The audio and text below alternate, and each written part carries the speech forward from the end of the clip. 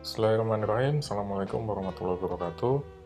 Di sesi yang ketiga ini kita akan membahas tentang quality dan innovation kaitannya dengan teknologi dan operation management, terutama dalam konteks ekonomi digital. Beberapa hal yang akan kita bahas di sesi ini antara lain pertama adalah quality dan strategi, kemudian yang kedua adalah flow of activities dan profitability, kemudian yang ketiga adalah defining quality, dilanjutkan dengan total quality management, continuous improvement, Six Sigma, inspection, service quality, kemudian kita masuk ke bagian network fundamental, dasar-dasar information system, dan kolaborasi maupun komunikasi. Kita masuk ke yang pertama dulu, quality and strategy. Dalam konteks manajemen operasi, kualitas adalah inti dari operation management karena kualitas itu diproduksi, dihasilkan, dan dikerjakan utamanya oleh bagian operation management. Jadi dibandingkan dengan fungsi bisnis yang lain, manajemen operasional memegang peranan penting karena disinilah umumnya value atau nilai itu diciptakan. Jadi jarang sekali value itu diciptakan misalnya di departemen marketing atau di departemen finance atau di departemen SDM misalnya. Value itu lebih relevan diciptakan di departemen operation atau production dalam bentuk barang atau jasa. Kemudian value itu dikonkretkan lagi secara lebih spesifik dalam bentuk kualitas. Karena ketika kita ingin memproduksi sebuah barang atau jasa, tentu ada standar kualitas yang harus kita penuhi. Ini yang membedakan departemen manajemen operasional dengan departemen-departemen yang lain atau fungsi bisnis yang lain. Kemudian kita juga sudah bahas kemarin tentang 3 strategi besar, yaitu diferensiasi, low cost, dan response untuk mencapai keunggulan kompetitif. Dan yang ingin saya tekankan di sini adalah bahwa kualitas itu membantu perusahaan untuk meningkatkan penjualan dan menurunkan biaya. Akan tetapi kualitas itu bukan pekerjaan yang mudah, sehingga untuk membangun sebuah organisasi dengan kualitas yang tinggi, yang baik, itu merupakan pekerjaan yang sangat demanding. Oke, seperti yang saya sampaikan di slide sebelumnya, kualitas itu dapat meningkatkan 2 hal. Yang pertama, dengan naiknya kualitas, maka kita akan mendapatkan kenaikan penjualan. Kita bisa meningkatkan responsiveness, kita bisa membuat pricing strategi menjadi lebih fleksibel, kita juga bisa meningkatkan reputasi di pasar. Di sisi lain, naiknya kualitas juga bisa menurunkan biaya karena produktivitas kita bertambah, kemudian kebutuhan untuk melakukan rework atau pengerjaan ulang juga berkurang, biaya untuk scrap juga berkurang, dan biaya yang harus dikeluarkan untuk garansi juga berkurang karena produk yang kita hasilkan lebih berkualitas. Nah, kalau 2 hal ini kita kerjakan, maka pada akhirnya nanti kita akan mendapatkan profit yang lebih tinggi. Kemudian di sini akan saya contohkan flow of activities atau aliran sebuah aktivitas. Kembali ke beberapa pertemuan sebelumnya, bahwa sebuah organisasi intinya terdiri dari perangkat aktivitas yang berbeda-beda, yang sangat beragam, diawali dengan organizational practice yang di dalamnya berisi kepemimpinan, kemudian pernyataan misi, kemudian SOP, dukungan terhadap staff, dan lain sebagainya. Pada tataran ini, kalau kita mengerjakan kualitas dengan baik, maka kita akan bisa fokus pada hal-hal yang penting dan mencapai target-target yang kita harapkan. Kemudian di level yang kedua, kita masuk pada prinsip-prinsip kualitas. Kita bisa memilih untuk fokus pada customer, atau melakukan continuous improvement, atau melakukan benchmarking, atau just in time, maupun tools of TQM yang lain. Di bagian ini, kita juga berfokus pada hal-hal yang penting yang mampu kita lakukan, dan bagaimana cara untuk mencapai target-target tersebut. Kemudian bila kita masuk ke bagian employee fulfillment, kita bisa berfokus pada bagaimana meningkatkan empowerment, bagaimana melibatkan karyawan dengan lebih baik lagi, kemudian bagaimana meningkatkan komitmen organisasi, dan lain sebagainya. Di sini yield yang kita fokuskan adalah untuk mendapatkan attitude dari employee yang lebih baik lagi, supaya kita bisa mencapai hal-hal atau target-target yang kita anggap penting. Kemudian di bagian bawahnya lagi, kita fokus pada customer satisfaction. Kita berusaha untuk mencapai winning order atau repeat customer, jadi mendapatkan pesanan-pesanan yang banyak, yang tinggi, kemudian berulang, continue, dan lain sebagainya. Bila ini dilakukan, bila ini dikerjakan, nanti kita mendapatkan yield berupa sebuah organisasi yang efektif dan memiliki keunggulan kompetitif. Jadi sebuah aktivitas di dalam suatu perusahaan atau organisasi bisnis sebetulnya merupakan perjalanan yang cukup panjang dan kompleks karena saling berkaitan antara satu hal maupun hal yang lain. Oke, selanjutnya kita perlu mendefinisikan apa itu kualitas. Menurut Heiser dan Render, kualitas adalah tentang bagaimana kita membangun semacam total quality management system, kemudian di dalamnya kita harus mampu mengidentifikasi kebutuhan customer dan memenuhi atau memuaskan kebutuhan tersebut. Sementara itu, American Society for Quality mendefinisikan kualitas sebagai keseluruhan dari fitur dan karakteristik yang dimiliki oleh suatu produk atau jasa, kemudian di dalamnya kita memiliki kemampuan untuk memuaskan kebutuhan, baik itu yang dinyatakan dengan jelas, state, atau yang implisit atau implied. Karena kadang-kadang customer itu menyatakan sesuatu berbeda dengan keinginan dia yang sesungguhnya. Dan salah satu hal yang harus mampu kita lakukan adalah menemukan atau menguak dari kebutuhan customer yang sesungguhnya. Lalu kualitas juga mempunyai cara pandang yang berbeda. Misalnya dari sisi user, kualitas bisa diartikan kinerja yang lebih baik lagi, atau fitur yang lebih banyak, pilihan-pilihan aksesoris yang semakin beragam misalnya. Lalu dari sisi manufaktur, kualitas bisa diartikan sebagai kepatuhan atau ketaatan terhadap standar yang sudah ditentukan dan kemampuan untuk menghasilkan sebuah produk dengan tepat, dengan benar untuk pertama kalinya, jadi tidak terlalu banyak melakukan percobaan atau trial and error. Selanjutnya, dari sisi produk, kualitas bisa didefinisikan sebagai atribut yang spesifik yang dapat diukur terhadap produk tersebut. Misalnya, ukurannya, besarnya, volumenya, beratnya, warnanya, dan lain sebagainya, semuanya bisa dijelaskan dan diukur dengan atribut-atribut yang spesifik dan objektif. Kualitas, sebagaimana tadi sudah disinggung di slide sebelumnya, sangat mempengaruhi atau berdampak pada reputasi sebuah perusahaan. Misalnya, kualitas yang bagus nanti akan memberikan persepsi yang baik di mata customer, kemudian bisa membantu meningkatkan hubungan dengan supplier, kemudian juga bisa meningkatkan employment practices. Dalam artian, kalau perusahaannya bagus, menghasilkan produk yang bagus, maka talenta-talenta yang akan bekerja di perusahaan tersebut juga otomatis talenta-talenta yang bagus juga. Jadi semacam self-selection bias. Lalu yang kedua terkait dengan product liability, kalau kualitasnya bagus, otomatis produknya juga akan tahan banting, tahan lama, tidak mudah rusak, dan lain sebagainya. Sehingga otomatis risiko yang dikeluarkan atau yang ditanggung oleh perusahaan juga menjadi semakin kecil. Kemudian yang ketiga yang juga tidak kalah penting adalah kaitannya dengan implikasi di level global.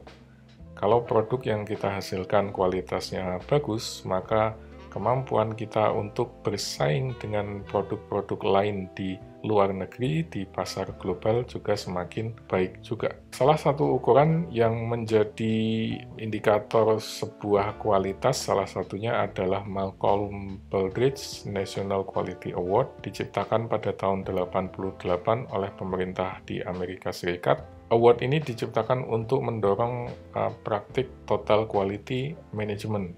Pemenangnya adalah perusahaan-perusahaan besar, beberapa di antaranya misalnya Lockheed Martin, kemudian PricewaterhouseCoopers, dan seterusnya. Lalu kriteria evaluasinya terbagi dalam beberapa hal seperti leadership, strategic planning, customer focus, measurement analysis, knowledge management, workforce fokus, dan operation fokus. Tapi seperti terlihat di dalam tabel, Malcolm Baldrige National Quality Award memberikan bobot yang cukup besar, cukup signifikan pada poin leadership. Ini menegaskan bahwa faktor kepemimpinan punya peranan penting demi terciptanya kualitas di dalam sebuah organisasi. Ukuran lain yang juga bisa digunakan untuk menjelaskan tentang kualitas adalah ISO 9000 International Quality Standard. ISO adalah International Standard Organization yang memberikan pengakuan secara internasional.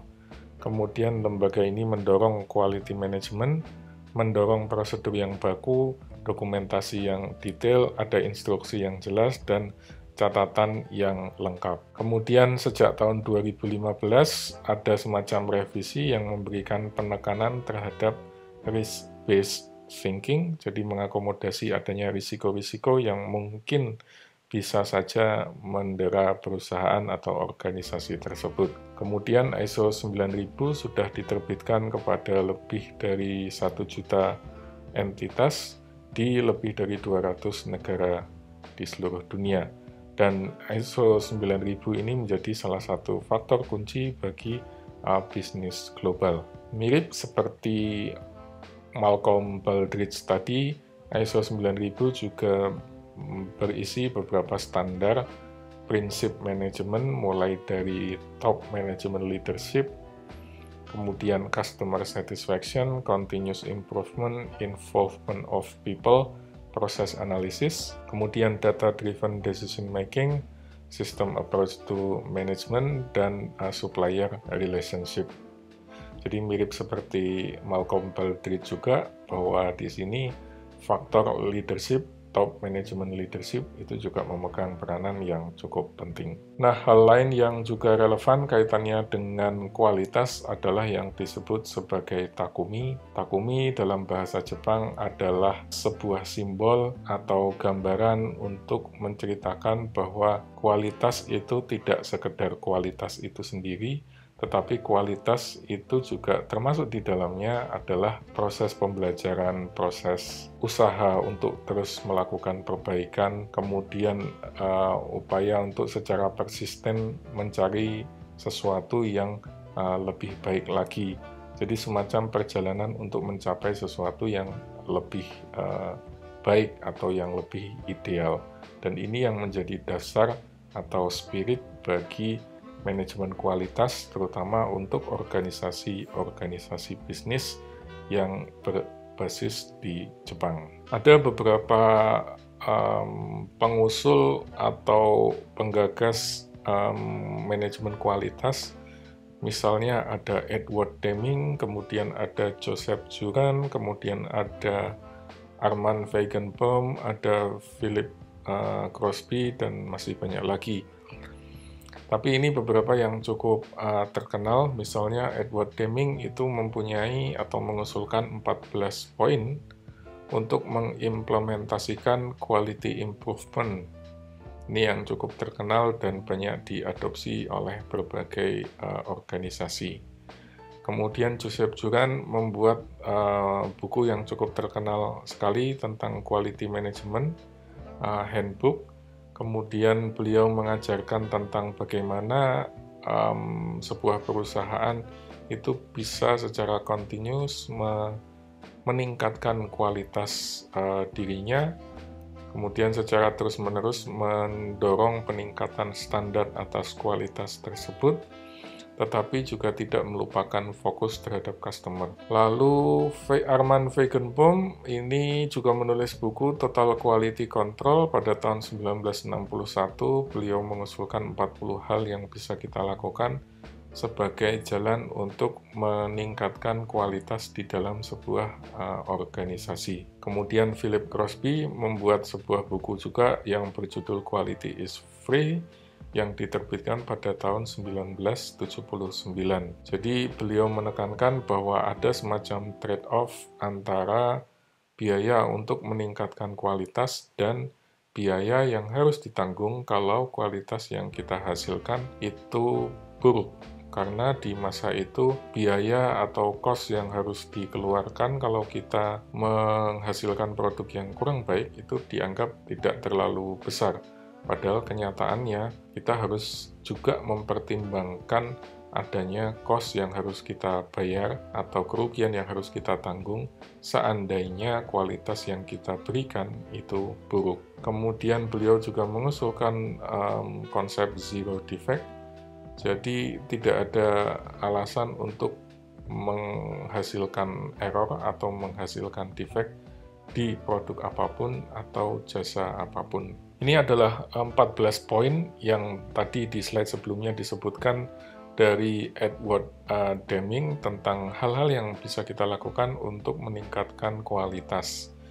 Yang pertama, kita bisa mulai dengan menciptakan purpose yang konsisten, kemudian mendorong perubahan dan memimpin perubahan tersebut, kemudian memasukkan elemen-elemen kualitas ke dalam sebuah produk, membangun hubungan jangka panjang yang fokus pada kinerja, tidak sekedar soal harga, kemudian secara kontinu terus-menerus meningkatkan produk, kualitas maupun jasa yang kita tawarkan, kemudian memberikan training, mendorong leadership yang kuat, menghilangkan ketakutan atau keraguan, kemudian juga menghilangkan hambatan antar departemen yang berbeda, karena biasanya antar departemen punya silo-silo atau sekat-sekat yang bisa menghambat terciptanya peningkatan kualitas. Kemudian kita juga harus berhenti untuk mengeksploitasi atau menyiksa karyawan kita.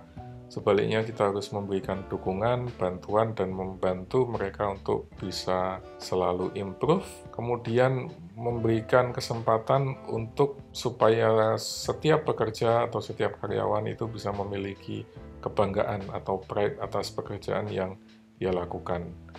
Lalu yang ke-13, menginstitusi sebuah program yang komprehensif, yang holistik terkait dengan pendidikan dan self-improvement di dalam organisasi.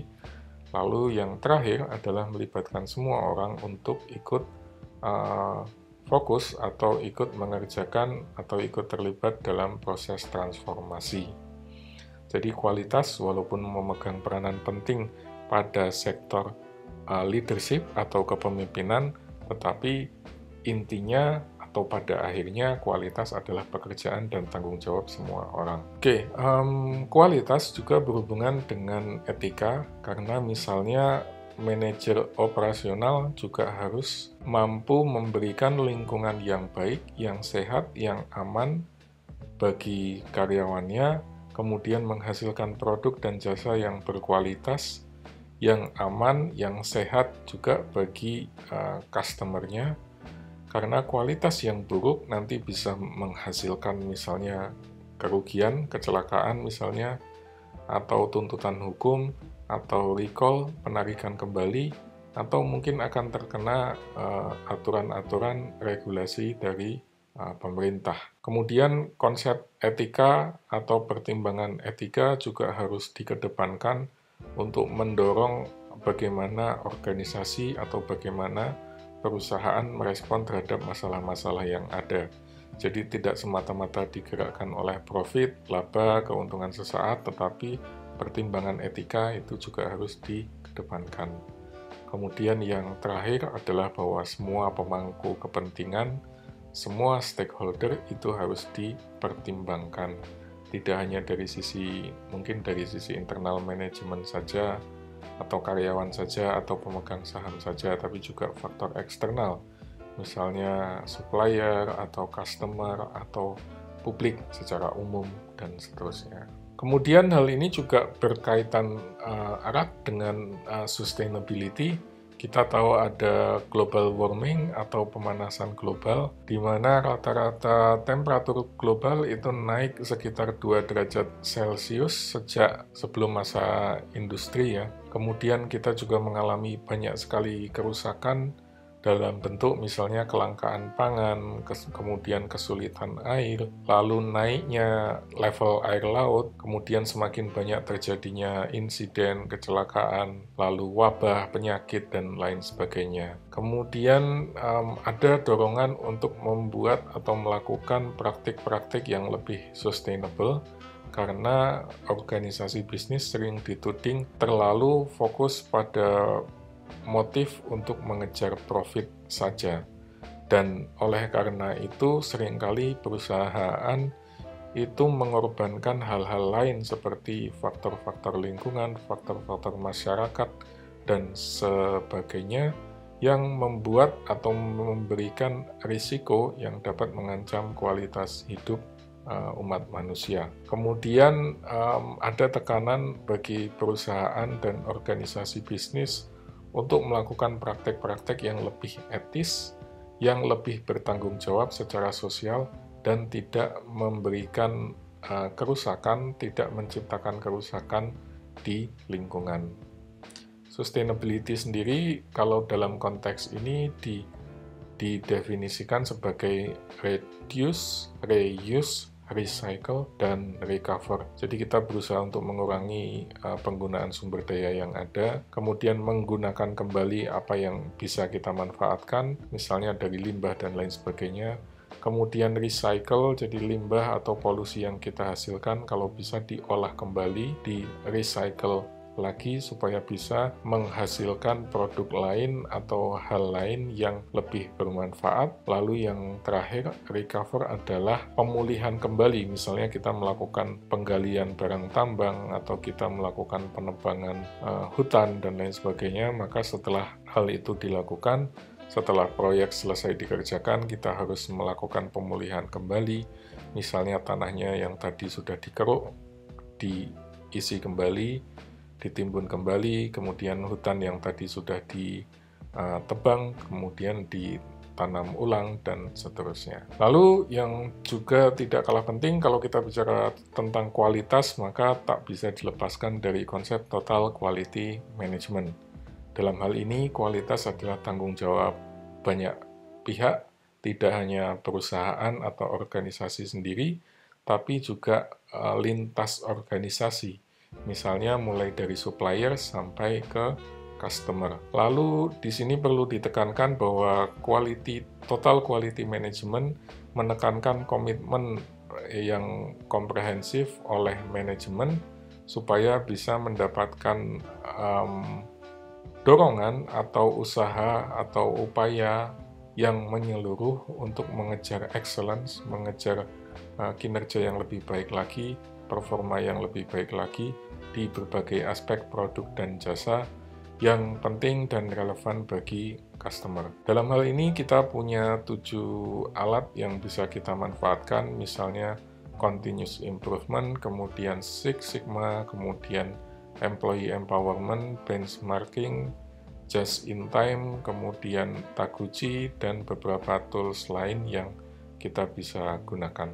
Yang pertama dulu, continuous improvement. Konsep ini sering juga disebut sebagai Kaizen atau proses yang terus-menerus yang tidak pernah selesai untuk selalu melakukan improvement. Proses ini tidak hanya melibatkan satu sisi saja, tetapi bisa multidimensional. Jadi bisa menyangkut tentang orang, bisa menyangkut tentang peralatan, bisa menyangkut tentang material yang digunakan, tentang supplier, tentang prosedur, atau apapun itu. Karena pada dasarnya setiap aktivitas operasional dalam perusahaan pasti bisa ditingkatkan. Rangkanya sederhana, kita menggunakan konsep PDCA dari Shohat, yaitu plan, kemudian do, kemudian check, dan kemudian yang terakhir adalah action. Di tahap plan kita mengidentifikasi dan membuat rencana, kemudian di tahap do kita mencoba rencana tersebut, kemudian di tahap check kita mengevaluasi apakah rencana yang kita lakukan berjalan dengan baik, lalu di tahap act kita lakukan implementasi dan dokumentasi. Lalu nanti kita masuk lagi ke siklus selanjutnya. Apakah yang sudah kita lakukan sebelumnya baik, apakah hasilnya bisa diterima, atau adakah hal-hal yang masih harus diperbaiki lagi, dan seterusnya. TQM dan Zero Defect itu juga sering digunakan untuk mendeskripsikan konsep continuous improvement. Yang kedua yang juga cukup terkenal adalah konsep Six Sigma. Six Sigma ini bisa berarti dua hal. Dari sisi statistik, Six Sigma adalah proses yang menggambarkan 3,4 kerusakan untuk setiap 1 juta produksi.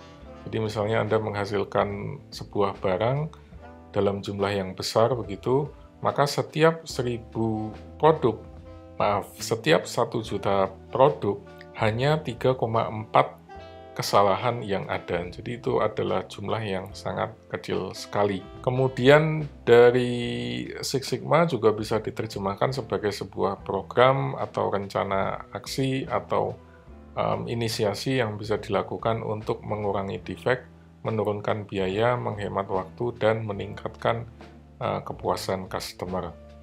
Intinya, Six Sigma adalah sebuah sistem yang boleh dibilang cukup komprehensif, membantu perusahaan untuk mencapai dan memelihara keberhasilan bisnis dalam jangka panjang. Six Sigma ini pada awalnya dikembangkan oleh Motorola, kemudian diadopsi dan dikembangkan lagi oleh Honeywell dan GE. Kemudian diadopsi secara luas oleh perusahaan-perusahaan yang lain di seluruh dunia, tidak hanya di Amerika saja. Six Sigma ini juga sangat terstruktur, di dalamnya ada berbagai strategi, berbagai disiplin, dan beberapa tools yang juga bisa digunakan.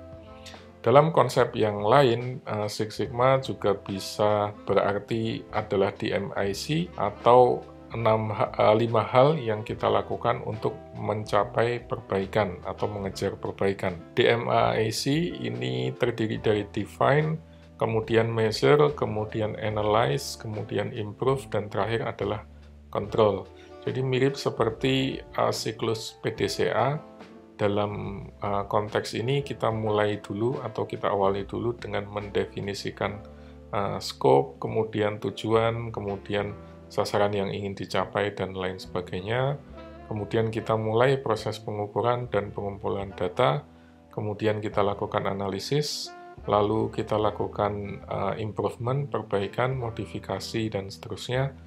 Kemudian yang terakhir kita lakukan kontrol terhadap proses yang baru, untuk mendapatkan performance level yang lebih baik lagi. Penekanannya di sini sekali lagi kita ingin menurunkan defect product untuk setiap 1 juta kesempatan atau 1 juta produk yang kita hasilkan. Kemudian Six Sigma juga di dalamnya melekat program training, pelatihan, fokus pada top management leadership. Kemudian Six Sigma ini juga punya program yang komprehensif. Di dalamnya ada semacam kualifikasi yang mengadopsi dari bela diri. Jadi ada sertifikasi untuk level sabuk hijau, ada sertifikasi untuk level sabuk hitam, dan seterusnya. Lalu dalam Six Sigma juga kita harus menentukan objektif atau sasaran tujuan yang sangat spesifik. Dan hal ini tidak bisa diwujudkan tanpa adanya komitmen yang menyeluruh dari manajemen puncak. Hal lain yang perlu kita pertimbangkan atau kita lakukan adalah yang disebut sebagai employee empowerment. Jadi kita tidak bisa meningkatkan kualitas tanpa melibatkan employee, karena mereka yang pada akhirnya nanti akan berurusan langsung, berhubungan langsung dengan produk dan jasa yang kita hasilkan. Riset membuktikan bahwa sekitar 85% masalah kualitas itu umumnya berasal dari material atau dari proses, dan yang berhubungan langsung dengan material maupun proses adalah employee.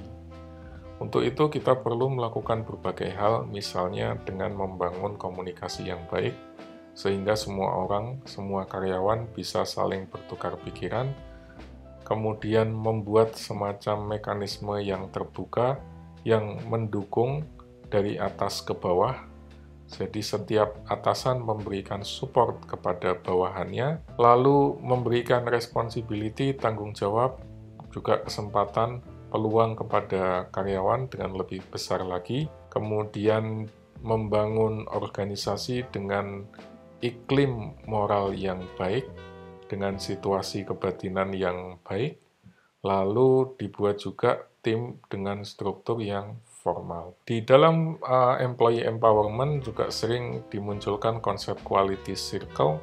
Quality circle ini adalah semacam grup yang sifatnya ad hoc. Ada seperangkat atau sejumlah karyawan yang bertemu secara reguler untuk mengatasi masalah-masalah tertentu. Umumnya orang-orang yang ada di dalamnya adalah mereka yang punya kemampuan lebih, sudah mendapatkan pelatihan yang komprehensif dalam hal perencanaan, dalam hal problem solving, dalam hal analisis statistik misalnya. Kemudian quality circle umumnya dipimpin oleh seorang fasilitator, dan quality circle ini bisa menjadi semacam konsultan di dalam sebuah perusahaan, membantu menyelesaikan masalah dan bisa menyelesaikan masalah tersebut dengan sangat efektif apabila dikerjakan secara baik. Hal lain yang bisa juga kita lakukan adalah yang disebut sebagai benchmarking. Benchmarking itu berarti melihat atau membandingkan diri kita dengan yang lain untuk mendorong adanya peningkatan kualitas. Untuk itu kita perlu yang pertama adalah menentukan apa yang akan kita benchmark, karena mungkin tidak semuanya akan kita benchmark. Lalu kita perlu membangun atau membentuk tim untuk melakukan proses benchmarking. Kemudian yang ketiga, kita harus mengidentifikasi target benchmarking yang akan kita tuju, siapa sasaran yang akan kita kejar. Kemudian kita mulai mengumpulkan informasi dan menganalisis informasi tersebut. Lalu yang kelima, yang paling penting adalah mengambil tindakan untuk memenuhi atau bahkan melampaui benchmark yang tadi sudah kita tentukan. Dalam hal ini, benchmarking juga tidak selalu sifatnya eksternal, bisa saja benchmarking dilakukan secara internal kalau perusahaan atau organisasinya cukup besar. Misalnya organisasinya ada di seluruh Indonesia, punya cabang yang tersebar di seluruh kota di Indonesia misalnya. Kita bisa mendapatkan data yang cukup banyak dan kita bisa membandingkan di berbagai area yang berbeda. Misalnya kita ingin melakukan benchmarking antara penjualan di kota Jawa Tengah, di Provinsi Jawa Tengah dengan Provinsi Sumatera Utara misalnya. Atau kita bisa membandingkan antara produktivitas karyawan di bagian marketing dengan produktivitas karyawan di bagian purchasing atau di bagian operation misalnya. Kemudian ini beberapa hal yang bisa kita lakukan sebagai contoh dari benchmarking.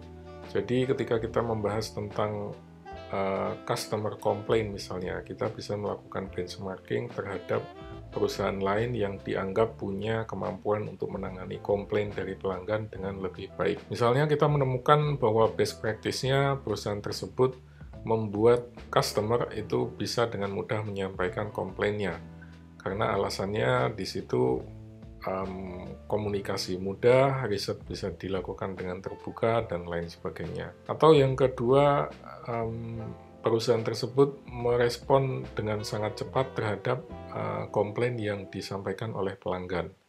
Kenapa begitu? Karena rasionalisasinya adalah bahwa komplain yang ditangani dengan cepat bisa meningkatkan loyalitas dan bahkan mungkin menambah basis customer baru. Lalu yang ketiga adalah misalnya perusahaan yang kita lihat sebagai target benchmark bisa menyelesaikan komplain dalam satu kali kontak, jadi tidak berlanjut-lanjut, tidak harus dilempar ke divisi satu atau ke bagian satu, kemudian ke bagian yang lain, dan seterusnya.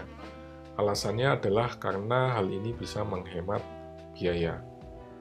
Lalu kita juga bisa menggunakan komputer untuk mengelola komplain, karena justifikasinya dengan komputer kita bisa menganalisis tren, kita bisa membuat atau membagi informasi tersebut dan dikomunikasikan ke semua anggota perusahaan.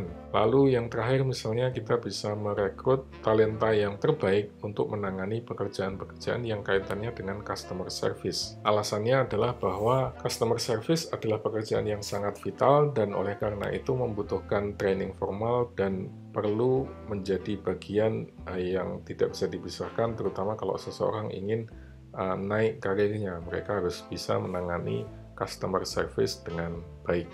Ini beberapa contoh bagaimana kita melakukan benchmarking. Sekali lagi, tidak semua hal atau tidak semua faktor akan kita benchmark. Dalam hal ini mungkin yang ingin kita benchmark hanya bagaimana cara sebuah perusahaan melakukan atau mengatasi komplain dari customer.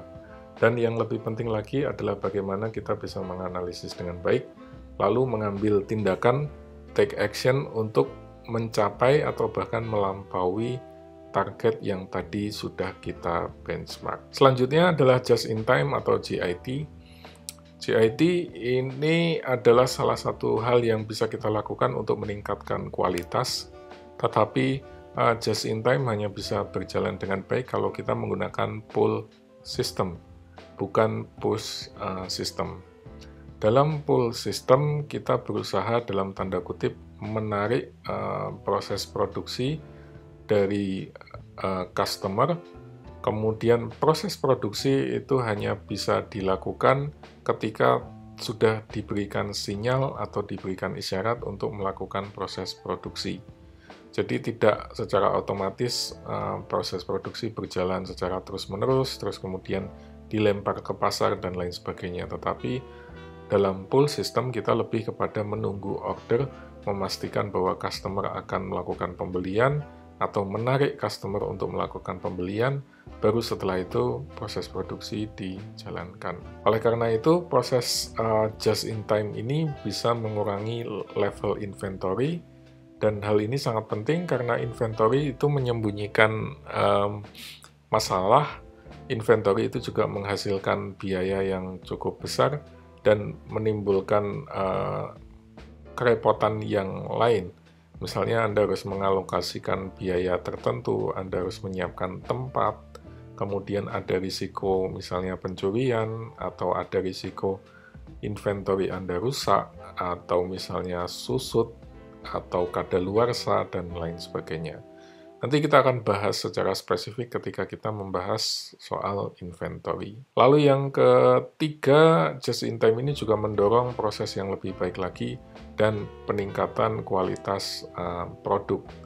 Kenapa begitu? Karena just in time akan menurunkan cost of quality, just in time mampu meningkatkan kualitas, kemudian dengan kualitas yang lebih baik, maka secara otomatis inventory-nya juga akan turun, dan kita bisa mengimplementasikan just-in-time system ini dengan lebih baik lagi. Hal lain yang juga bisa kita lakukan adalah yang disebut sebagai Taguchi Concept. Taguchi Concept merupakan konsep engineering atau konsep experimental design yang bisa kita lakukan untuk meningkatkan kualitas produk dan proses desain. Yang kita lakukan adalah mengidentifikasi komponen-komponen utama dan variabel-variabel dalam proses produksi yang dapat menyebabkan adanya variasi produk. Jadi dalam proses produksi idealnya kita menentukan kualitas dan sedapat mungkin kita patuh atau bisa menghasilkan kualitas sesuai dengan standar yang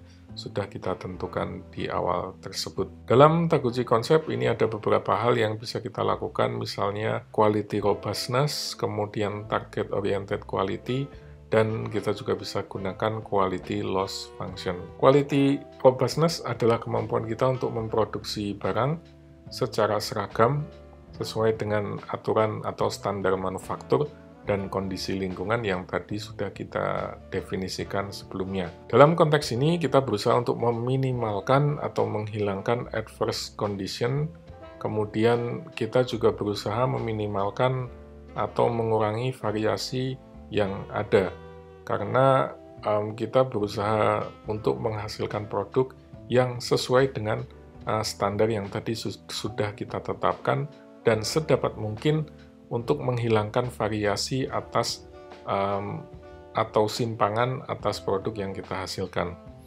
Jadi misalkan kita ingin memproduksi sebuah balok dengan ukuran 10 cm misalnya, maka kita harus taat pada standar tersebut dan semua balok yang kita hasilkan tersebut haruslah berukuran persis 10 cm. Jangan sampai nanti ada kelebihan misalnya 10,5 cm atau kurang misalnya 9 cm dan lain sebagainya. Jadi sedapat mungkin kita mengurangi pengaruh adverse condition dan sedapat mungkin kita meminimalkan variasi yang kita hasilkan. Nah, dalam target oriented quality kita bisa menggunakan quality loss function. Quality loss function ini menentukan atau menggambarkan target yang akan kita capai. Misalnya tadi kita ingin membuat balok dengan ukuran 10 cm, maka 10 cm itu menjadi target utama kita. Lalu kita membuat juga spesifikasi atau threshold, batas atas dan batas bawah.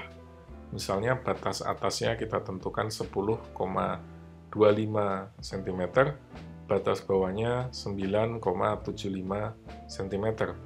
Di dalam batas itu kita bisa anggap fair, kemudian di dalam batas yang lebih dekat lagi kita bisa anggap good, dan kalau yang kita hasilkan persis 10 cm, maka kita bisa anggap sebagai best. Quality loss function ini bisa kita manfaatkan untuk menghasilkan produk yang benar-benar sesuai dengan target yang kita harapkan.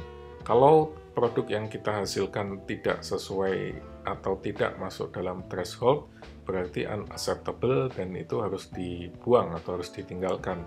Dan kalau produk yang unacceptable ini jauh lebih banyak bila dibandingkan produk yang baik, maka itu menjadi pekerjaan besar yang harus diperbaiki sama-sama. Hal lain yang juga perlu diperhatikan adalah bahwa semakin adanya pergeseran, semakin tinggi pergeseran dari standar yang sudah kita tetapkan, maka biaya juga akan semakin tinggi.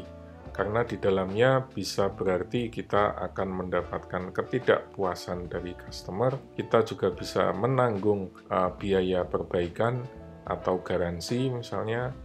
Kemudian kalau produknya tidak bisa dimanfaatkan, maka kita harus rework atau kita harus scrap dan lain sebagainya. Sehingga sedapat mungkin kita patuh atau taat untuk mengejar target yang tadi sudah ditentukan. Selanjutnya ada beberapa tools yang bisa kita lakukan atau kita manfaatkan untuk mendukung program Total Quality Management. Misalnya ada beberapa tools yang bisa kita manfaatkan untuk menghasilkan ide. Ada beberapa tools yang bisa kita manfaatkan untuk mengorganisasi data. Ada juga beberapa tools yang bisa kita manfaatkan untuk mengidentifikasi masalah. Kita lihat satu-satu. Yang pertama adalah Jacksheet. Jacksheet ini adalah alat yang kita bisa gunakan untuk mengorganisasi atau mengumpulkan data. Misalnya kita punya defect A, B, dan C selama 8 jam. Lalu kita bisa catat di bagian manakah defect itu lebih banyak terjadi. Misalnya di sini kita bisa lihat di jam 7 dan jam 8 ternyata lebih banyak defect yang muncul. Demikian juga di jam yang pertama. Kemudian di sini juga bisa terlihat bahwa misalnya di defect B itu lebih banyak terjadi di jam 7 dan 8 atau jam 1 juga, sementara defect C itu lebih banyak terjadi di jam 8. Oleh karena itu, perusahaan mungkin perlu melakukan perbaikan dengan berfokus pada apa yang terjadi pada jam 8 dan jam 7 tersebut. Kemudian kita juga bisa menggunakan scatter diagram untuk melihat hubungan antara satu variabel dengan variabel yang lain. Misalnya di sini kita punya dua hal yang ingin dibandingkan, yaitu produktivitas dan absenteeism atau absensi karyawan. Hubungannya berkebalikan atau negatif, jadi kalau produktivitasnya tinggi, maka absensinya rendah, ketidakhadirannya rendah. Sebaliknya, kalau ketidakhadirannya rendah, maka produktivitasnya menjadi tinggi. Kalau produktivitasnya rendah, maka absenteeismnya atau ketidakhadirannya pasti sangat tinggi. Dari sini kita bisa lihat atau kita bisa petakan bagian-bagian mana yang harus kita tindak lanjuti atau harus kita eksplorasi lebih lanjut. Kemudian tools lain yang bisa kita gunakan adalah cause and effect diagram. Ini merupakan tools yang bisa kita manfaatkan untuk mengidentifikasi sebuah proses. Di sini sering juga disebut sebagai fishbone diagram atau diagram tulang ikan karena bentuknya seperti tulang ikan. Sering juga disebut sebagai Ishikawa diagram karena dulu dicetuskan oleh seorang tokoh yang bernama Ishikawa. Lalu di dalam diagram ini kita berusaha untuk mendefinisikan atau mencari akar masalah terhadap suatu akibat atau hal yang terjadi. Misalnya kita petakan berdasarkan material, berdasarkan metode, berdasarkan manpower maupun mesin yang digunakan. Sebagai contoh di sini kita ingin menganalisis free throw ya dalam bola basket. Free throw ini bisa kita breakdown atau kita bagi dalam 4 hal dari sisi material, dari sisi metode, dari sisi mesin, dari sisi manpower. Dari sisi material misalnya kita bisa lihat apakah ukuran bolanya tepat, apakah tekanan udaranya pas, apakah permukaan bolanya memberikan grip yang bagus sehingga mudah untuk dipegang, mudah untuk dilempar dan seterusnya. Kemudian dari sisi manpower misalnya, dari sisi manusianya, apakah pemain basketnya sudah diberikan training yang bagus, apakah dia punya konsistensi yang baik, apakah dia punya konsentrasi yang bagus atau mungkin sudah kelelahan, apakah dia punya motivasi yang kuat untuk menangkan pertandingan dan lain sebagainya. Semua hal ini bisa kita analisis untuk melihat sebetulnya faktor apa saja yang bisa menyebabkan sebuah free throw itu gagal. Lalu yang keempat, hal yang bisa kita lakukan adalah Pareto chart. Di Pareto chart ini kita bisa memanfaatkan grafik untuk mengidentifikasi masalah yang sering terjadi dalam urutan yang descending, jadi yang paling banyak dulu. Misalnya di sini kita punya data hotel selama bulan Oktober, kemudian berapa banyak masalah yang terjadi, dan ada di titik mana saja masalah-masalah tersebut terjadi. Misalnya di sini kita bisa lihat sebagian besar masalah itu ada di room service sebanyak 54 kejadian atau 72%, kemudian di check-in sebanyak 12 kejadian atau 16%, kemudian di pool hours, minibar, dan lain-lain. Lalu dari situ kita coba buat semacam kumulatif percentage. Jadi di level room service itu 72%, kemudian kalau ditambahkan check-in itu 88%, kalau ditambahkan dengan pool hours jadi 93% dan seterusnya. Nah, dengan kita memfokuskan pada 80% masalah yang ada, yaitu di room service dan check-in, maka masalah-masalah yang lain akan dengan mudah teratasi. Oke, yang selanjutnya adalah flowchart atau disebut juga proses diagram. Sesuai dengan namanya, flowchart atau proses diagram yang menggambarkan aliran proses dari proses yang satu ke proses yang lain, dari proses di awal sampai proses di akhir. Misalnya di sini kita bisa mencoba memetakan flowchart dari MRI, diawali dari yang pertama, misalnya dokternya melakukan scheduling dulu, kemudian yang kedua pasiennya dibawa ke MRI, pasiennya kemudian menandatangani sebuah pernyataan misalnya, kemudian pasiennya menyiapkan diri, teknisinya menyiapkan MRI, melakukan inspeksi, dan lain sebagainya. Kalau hasilnya tidak memuaskan, maka kita harus ulang lagi ke level 5 misalnya. Tapi kalau sudah memuaskan, kita bisa lanjut ke level 8 atau level 9. Di level 8, pasien dikembalikan ke ruang perawatan. Di level 9, hasil MRI akan dibaca oleh radiologis. Setelah itu, nanti terakhir kita akan melakukan proses konsolidasi. Pasien dan dokternya akan mendiskusikan hasil dari MRI yang tadi sudah dilakukan. Hal ini menunjukkan beberapa proses ya, mana yang harus dilakukan duluan, mana yang harus dilakukan belakangan.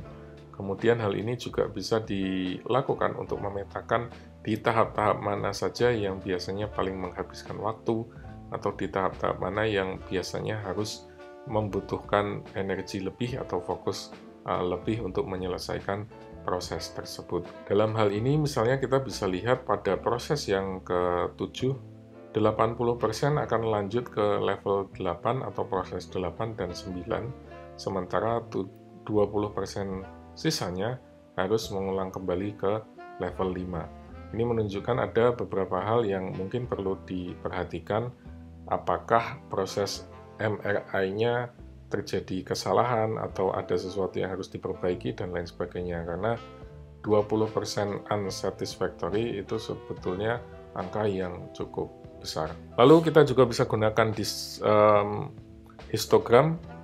Histogram ini menggambarkan distribusi normal dari sebuah kejadian. Umumnya distribusinya akan mengikuti kurva normal, jadi gemuk di tengah, kemudian mengecil di sisi kiri dan sisi kanan. Lalu yang ke-7, kita bisa manfaatkan statistical process control. Di sini kita menggunakan semacam chart atau diagram yang menggambarkan waktu secara horizontal. Lalu kita menentukan target yang ingin kita capai dan upper control maupun lower control. Jadi selama output yang kita hasilkan masih dalam level upper maupun lower control, berarti tidak ada sesuatu yang perlu dikhawatirkan. Tapi ketika sudah melewati batas upper control dan lower control, maka ada sesuatu hal yang harus kita perbaiki dengan jelas. Sebagai contoh, masih menggunakan tadi konsep free throw, kita bisa lihat misalnya target miss-nya adalah 20%. Kemudian target bawahnya, lower control limit-nya tentu saja adalah 0%, semuanya masuk. Target upper-nya adalah 40%. Selama miss free throw-nya masih berada dalam kisaran 0-40%, berarti tidak ada hal yang perlu dikhawatirkan. Tapi ketika free throw-nya miss lebih dari 40%, berarti ada sesuatu yang harus diperbaiki secara substansial. Nah, inspeksi ini bisa dilakukan di banyak hal, teman-teman sekalian.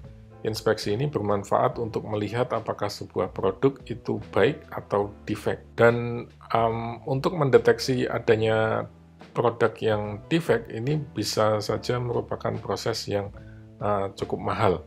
Oleh karena itu, inspection itu harus dipertimbangkan, yaitu satu, kapan kita melakukan inspection, dan yang kedua, di mana kita harus melakukan inspection. Idealnya di setiap proses kita melakukan inspeksi, tapi hal itu tidak mungkin karena tidak efektif dan tidak efisien. Jadi kita harus memilih pada tempat mana saja, pada proses mana saja, dan kapan kita harus melakukan inspeksi. Inspeksi ini diperlukan karena tadi adanya defect produk yang bisa disebabkan oleh banyak hal.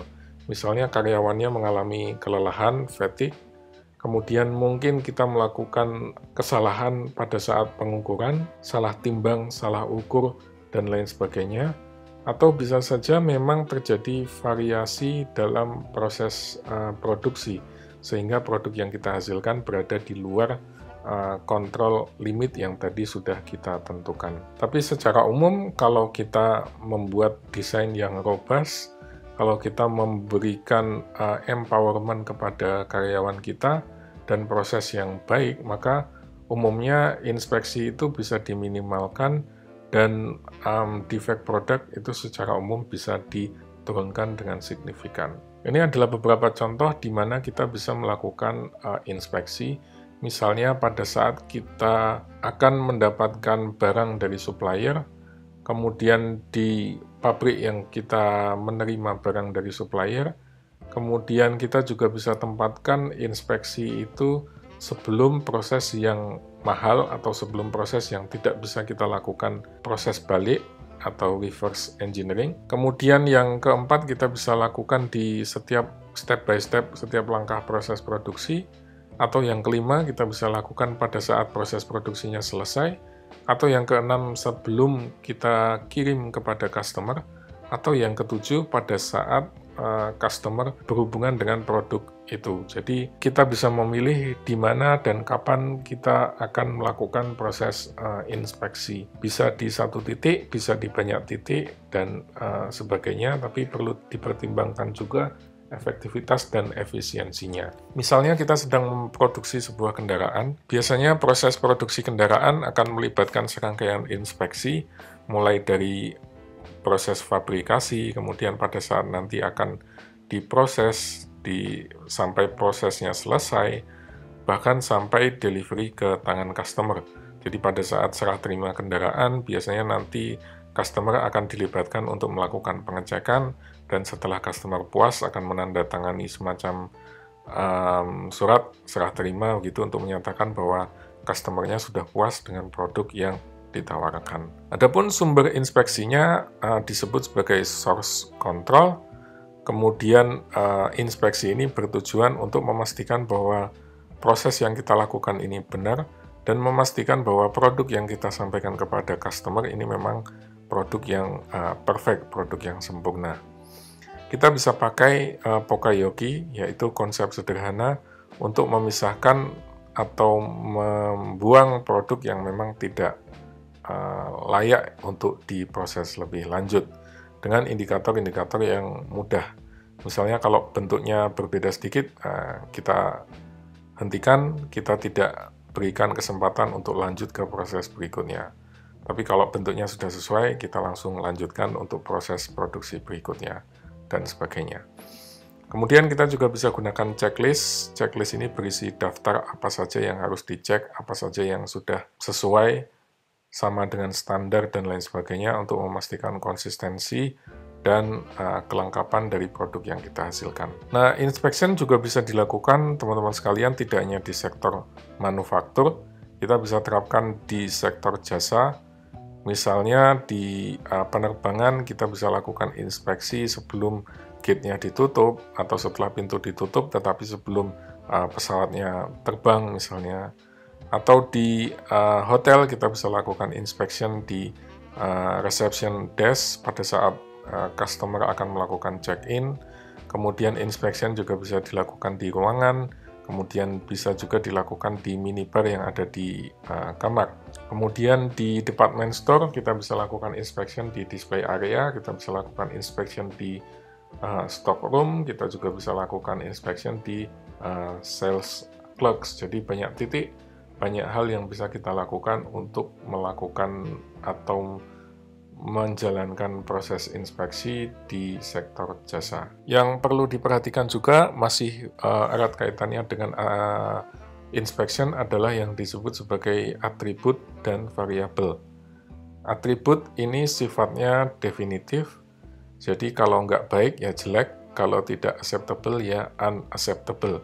Jadi tidak ada yang abu-abu, tidak ada yang di tengah-tengah. Sementara variabel itu mendefinisikan range atau mendefinisikan jarak, degree. Ini bisa berupa berat, bisa berupa kecepatan, bisa berupa kekuatan, tinggi, dan lain sebagainya. Dan variabel ini ada pada range tertentu. Seperti yang tadi saya contohkan, kalau panjangnya itu masih dalam rentang 9,75 cm sampai 10,25 cm, maka masih dalam range yang acceptable. Tapi kalau atribut itu either good atau bad, either acceptable atau unacceptable. Apakah atribut ini bagus atau buruk, apakah produk ini bisa diterima atau tidak.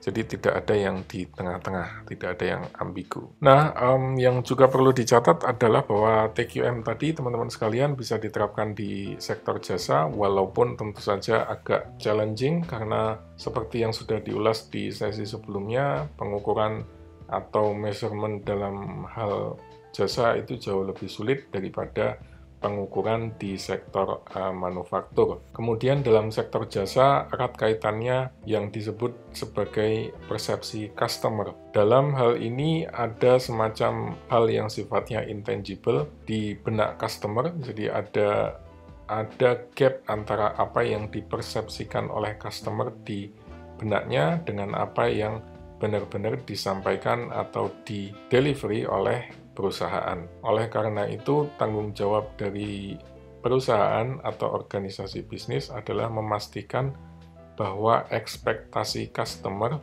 baik itu yang tangible maupun yang intangible, itu bisa terpenuhi dengan baik. Lalu yang harus dilakukan di dalam konsep quality di bidang jasa adalah bahwa konsep tangibility dari sektor jasa ini sangat penting.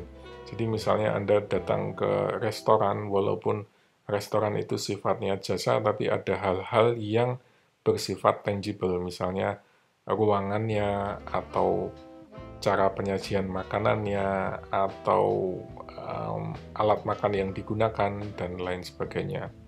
Kemudian kalau Anda datang ke kantor konsultan misalnya, dari situ juga bisa kelihatan ada tadi misalnya interiornya, kemudian seragam yang digunakan, kemudian mungkin kemasan produknya, misalnya logo atau brandingnya dan lain sebagainya. Hal-hal semacam itu harus diperhatikan dengan baik. Kemudian yang juga harus diperhatikan adalah proses dari jasa yang ditawarkan itu sendiri, tentu saja.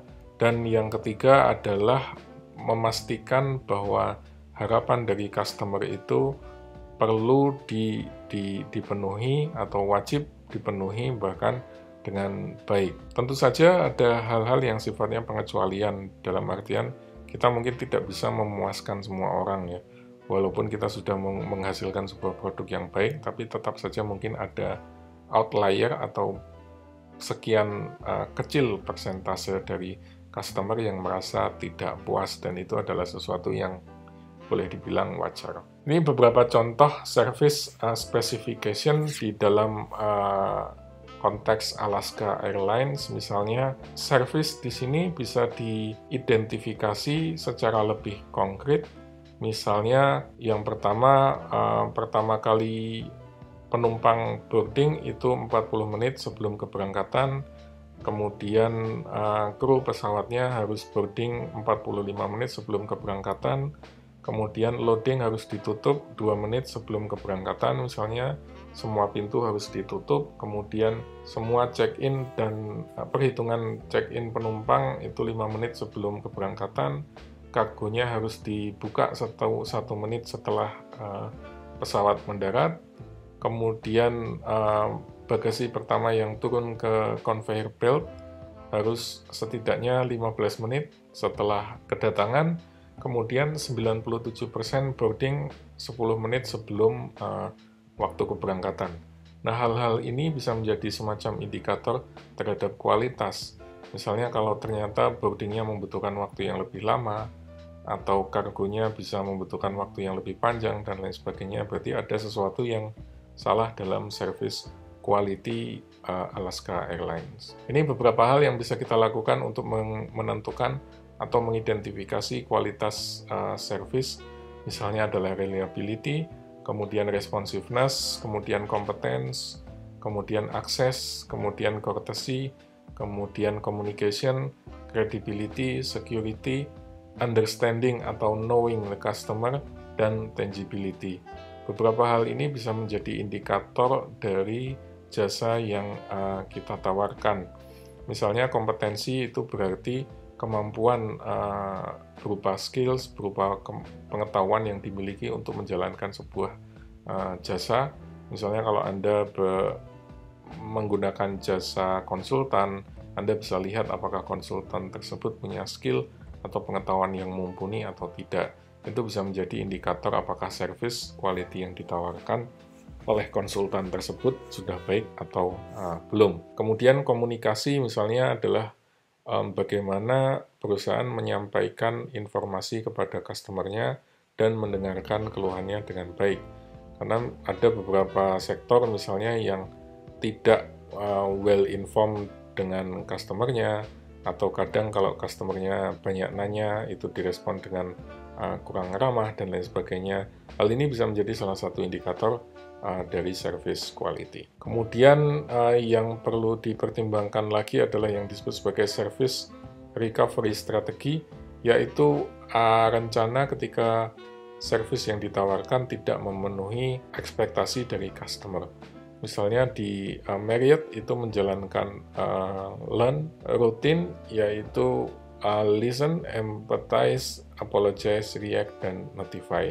Jadi ketika layanan yang ditawarkan ternyata gagal atau tidak memenuhi harapan dari customer, maka yang pertama Marriott akan mendengarkan keluhannya, kemudian mencoba memberikan atau menunjukkan rasa empati, lalu meminta maaf atas kesalahan yang dilakukan, lalu merespon, memberikan reaksi atau memberikan tanggapan, kemudian memberitahu kepada customer perbaikan apa saja yang sudah dilakukan. Oke, selanjutnya kita masuk sedikit tentang sistem informasi, dasar-dasar sistem informasi.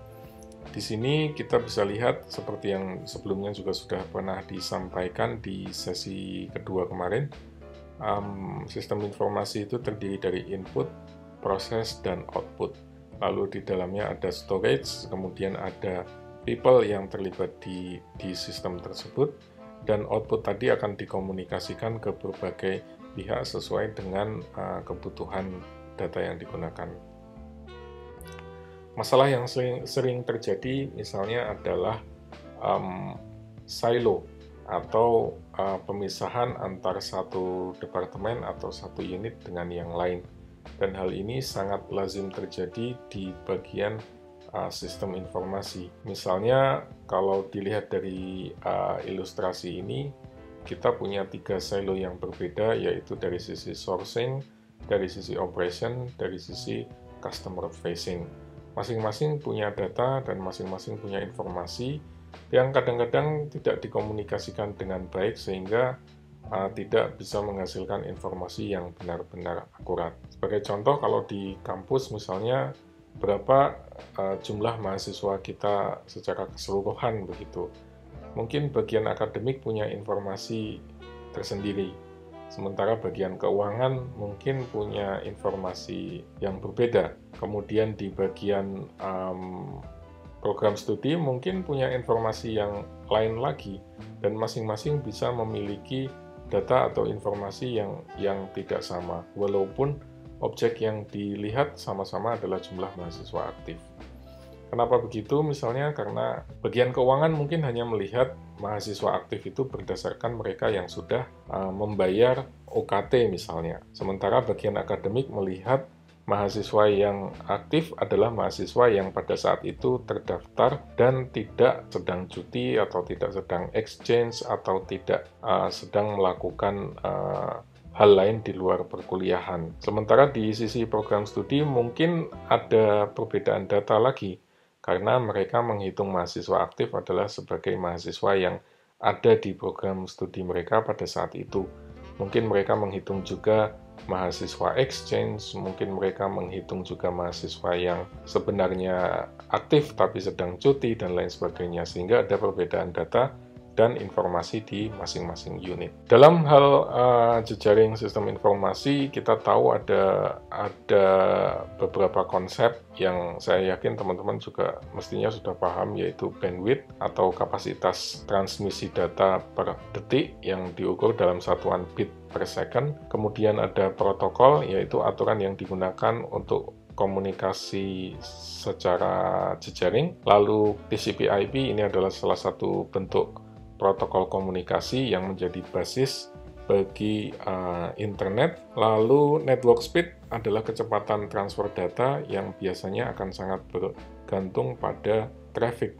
Misalnya terlalu banyak orang yang menggunakan atau mengakses, maka network speed-nya akan turun. Kemudian network speed ini juga dipengaruhi medium transmisinya. Kalau menggunakan kabel, maka kecepatannya akan sangat tinggi. Menggunakan fiber optik lebih tinggi lagi, tapi menggunakan wireless mungkin agak sedikit lebih lambat. Lalu konsep lain yang juga penting adalah misalnya VoIP atau Voice over Internet Protocol yang memungkinkan kita untuk melakukan komunikasi suara atau bahkan video gitu, karena data yang sifatnya multimedia tadi diubah dalam bits data, kemudian data tersebut akan ditransmisikan menggunakan internet. Kita juga bisa mengukur kualitas dari service di sektor jaringan, misalnya dengan latent sensitivity, kemudian prioritized traffic, lalu throttle traffic, dan traffic shaping. Latent sensitivity ini memastikan data yang relevan seperti real-time voice atau high-quality video. Kemudian prioritize traffic ini memberikan prioritas terhadap data atau aplikasi tertentu. Kemudian throttle traffic ini memberikan aplikasi yang sifatnya latensi sensitif, prioritas tertentu. Sementara traffic yang lain atau aplikasi yang lain itu ditahan dulu. Kemudian traffic shaping adalah konsep tentang atau kemampuan untuk melakukan prioritisasi dan throttling di dalam jaringan. Selanjutnya, teknologi lain yang banyak digunakan adalah NFC. Kemarin sudah kita singgung bahwa untuk transaksi elektronik atau jasa keuangan banyak sekali menggunakan Near Field Communication atau NFC. Kemudian mashup ini adalah konsep yang digunakan untuk menggambarkan integrasi antara dua atau lebih teknologi yang sama, misalnya antara Bluetooth dengan Wi-Fi dan lain sebagainya. Lalu yang juga penting adalah API atau Application Program Interface. Di sini kita berusaha menggabungkan antara dua sistem yang berbeda. Misalnya API ini sangat sering dimanfaatkan oleh pembuat aplikasi. Misalnya Gojek ingin menggunakan API dari Google Maps untuk membuat pemetaan tentang lokasi driver dan lokasi customer, sehingga mereka tidak perlu membuat sendiri aplikasi pemetaan milik mereka, tapi cukup meminjam punya Google dengan cara-cara tertentu atau konsep tertentu, dan hal itu difasilitasi oleh yang disebut sebagai Application Program Interface. Kemudian ini tadi API, jadi API itu memfasilitasi antara perusahaan atau organisasi yang mempunyai aset bisnis. Kemudian API memungkinkan mereka untuk mengakses data-data tersebut, dan developer nanti akan menciptakan atau membuat API tadi untuk menghasilkan bisnis-bisnis baru. Ini adalah konsep API tadi, kita bisa manfaatkan API untuk mengelola aset suatu bisnis, kemudian developer akan menghasilkan atau menciptakan aplikasi baru yang nanti akan memberikan nilai yang berbeda, nilai yang lebih baik bagi customer atau penggunanya. Kemudian ini beberapa hal tentang infrastruktur network, bahwa semakin kemari infrastruktur network itu semakin tinggi, semakin masif, traffic yang digunakan untuk lalu lintas data semakin besar, kemudian traffic dari sisi mobile, komunikasi mobile juga semakin tinggi, baik itu yang menggunakan Bluetooth ataupun yang menggunakan Wi-Fi. Lalu selain tadi Bluetooth dan Wi-Fi, ada juga teknologi WiMAX. Di sini kita mentransmisikan suara, data maupun video menggunakan sinyal radio yang didesain sebagai alternatif dari komunikasi menggunakan kabel dan DCL. Lalu hal yang perlu diperhatikan adalah bahwa komunikasi mobile semakin masif karena lebih mudah ya, tidak ribet pakai kabel dan lain-lain. Kemudian memungkinkan kita untuk terkoneksi di mana saja. Lalu instrumen atau alat yang mobile itu sifatnya lebih intelijen, dan kalau dilengkapi dengan security yang bagus, maka alat-alat tersebut bisa cukup dipercaya. Lalu yang tak boleh dilupakan adalah banyaknya tools yang bisa kita manfaatkan untuk kolaborasi dan komunikasi.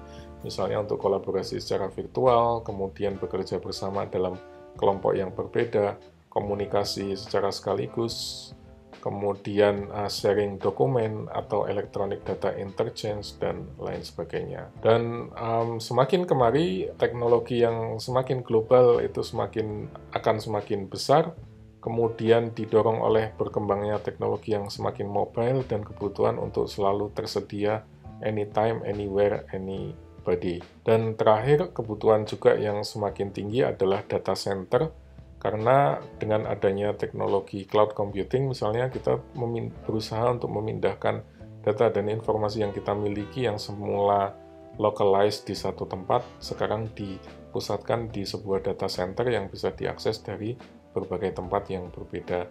Dan ini akan menghasilkan agility yang lebih baik lagi, proses bisnis yang lebih streamline, lebih ringkas, dan kalau dianalisis dengan baik, maka data tadi akan memberikan insight yang beragam. Oke, itu saja dari saya untuk sementara ini. Mohon maaf atas segala kekurangan. Terima kasih sudah mengikuti sampai akhir video ini. Bila ada pertanyaan nanti silahkan tinggalkan atau tuliskan di kolom komentar. Billahi taufiq wal hidayah. Wassalamualaikum warahmatullahi wabarakatuh.